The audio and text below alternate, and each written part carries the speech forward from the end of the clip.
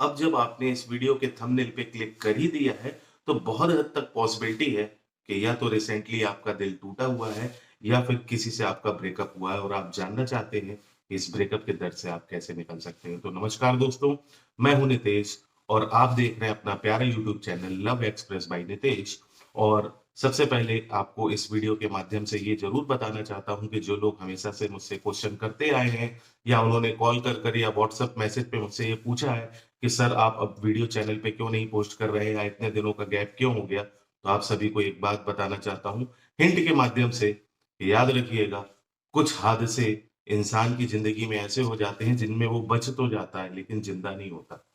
तो ऐसे ही कुछ मेरे साथ हुआ था जिसके कारण मैंने आप सभी लोगों से दूरियां बना ली थी और यूट्यूब चैनल से भी दूरियां बना ली थी और कोई भी वीडियो पोस्ट नहीं की थी।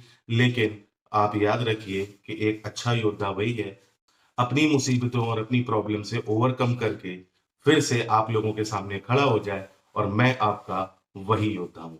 तो मैं वापस आ चुका हूँ यूट्यूब चैनल पे और अब आपको रेगुलर वीडियो मिलती रहेंगी, रेगुलरिटी रहेगी और फिर पहले जैसा सेशन हम करा करेंगे, आपकी हर समस्या का समाधान हम दिया करेंगे और मैं कोशिश करूँगा इंस्टाग्राम के माध्यम से भी आप लोगों से बहुत ज़्यादा कनेक्टिविटी मैं जल्द से जल्द कर लूँ। इससे पहले मैं आप सभी से कहना चाहता हूं कि अगर आप हमारे यूट्यूब चैनल पर पहली बार विजिट कर रहे हैं तो चैनल को जरूर सब्सक्राइब कर लीजिएगा, बेल का आइकन दबा लीजिएगा और साथ ही साथ मैं आपसे ये भी कहना चाहता हूं कि अगर आपके पास है कोई प्राइवेट या पर्सनल सवाल जो आप पब्लिकली मुझसे नहीं पूछ सकते हैं तो आप दिए गए इस व्हाट्सएप नंबर पे व्हाट्सएप मैसेज करके अपनी अपॉइंटमेंट बुक करा सकते हैं और मेरे साथ प्राइवेट कॉल पे बात कर सकते हैं।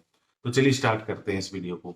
देखिए, लोग हमेशा इस चक्कर में लगे रहते हैं कि जब भी हमारा दिल टूटता है तो हमें क्या करना चाहिए? इस दर्द से हम कैसे निकलें? देखिए यस, बिल्कुल, डेफ़िनेटली मैं भी इस बात को मानता हूँ कि जब भी आपका दिल टूटता है तो एक बेइंतहा दर्द आपको होता है। किसी से दूर जाना, किसी से अलग होने का दर्द जो होता है, वो आपको अंदर ही अंदर तोड़ के रख देता है क्योंकि ऐसी सिचुएशन पे आपको ये समझ में नहीं आता कि आपको क्या करना चाहिए।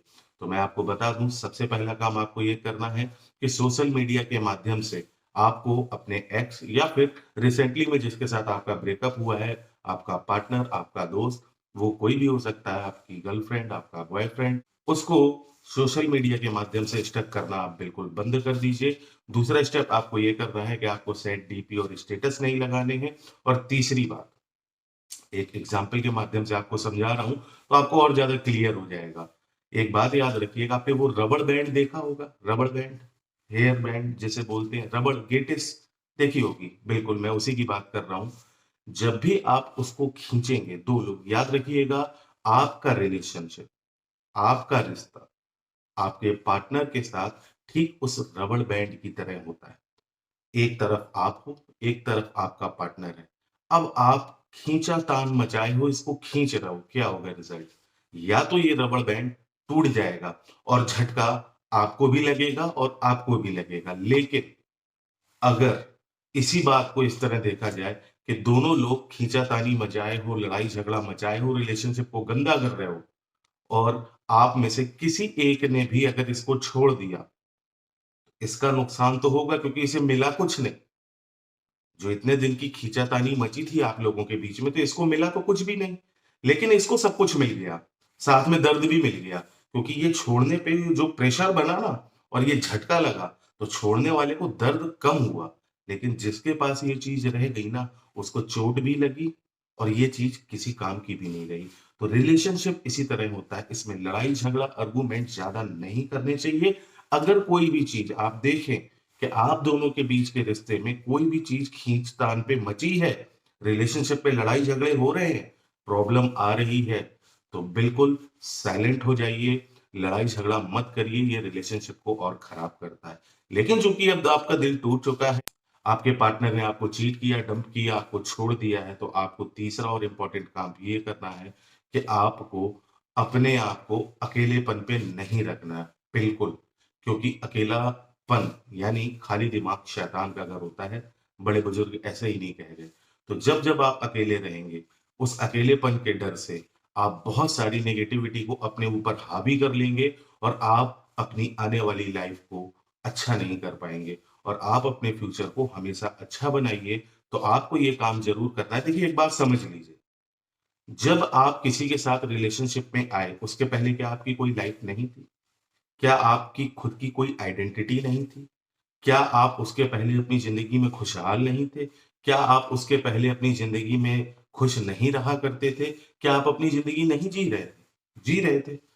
तो फिर उस शख्स के चले जाने के बाद आपको देखिए मैं मानता हूँ अगर मुझसे कोई पर्सनली ये सवाल करे कि एक लड़की और एक लड़के के बीच जब ब्रेकअप होता है, तो ज़्यादा दर्द किसको होता है? तो अगर मेरी मानिए तो याद रखिएगा, मैं कहता हूँ एक लड़के को ज़्यादा दर्द होता है। अब आप कहेंगे कि क्यों भाई?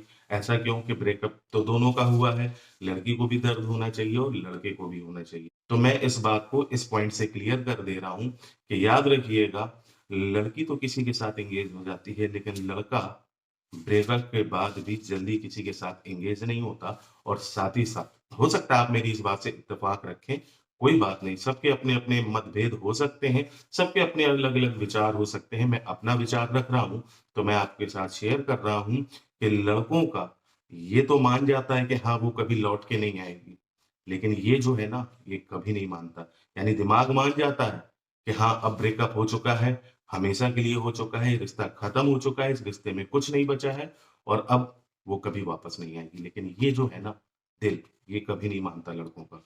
ये हमेशा इसी बात का इंतज़ार करता है कि वो पार्टनर वापस आ जाए और ये ब्रेकअप फिर से पैचअप में बदल जाए। लेकिन ये होता नहीं है। तो इसीलिए मैं अब कहता हूँ, मेरा मानना ये है कि जब भी ब्रेकअप होता है ना, तो एक लड़के को ज़्यादा दर्द होता है। इसलिए नहीं कि मैं लड़का हूँ, तो आप इस बात को इस तरीके से समझें या फिर आप कहें एलिगेशन लगाने लगे मुझ पे कि देखिए सर आप इस तरह की बातें कर रहे हो, नहीं। मैं आपको फैक्ट्स बता रहा हूँ, ये मैंने कहीं पढ़ा भी था किसी मैगज़ीन में और सर्वे के अकॉर्डिंगली ये बात सही भी है। चलिए, तो आपको जैसा कि थंबनेल पे मैंने आपको बताया हुआ है, आपको करना क्या है? आपको ये 3 काम करने हैं।